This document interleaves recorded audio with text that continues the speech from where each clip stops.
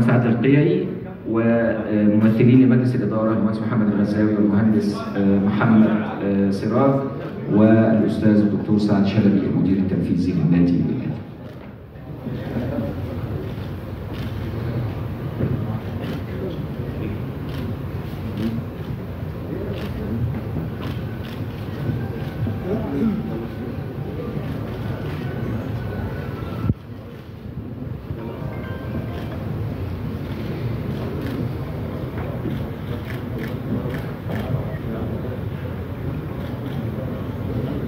زي ما قلت لحضراتكم انه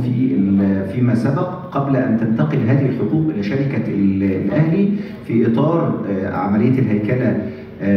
والانضباط الاداري اللي تم، كان النادي الاهلي كمجلس اداره واداره تنفيذيه بتقوم بتوقيع هذه العقود، لان هذه الحقوق هي لشركه الاهلي لكره القدم، وبالتالي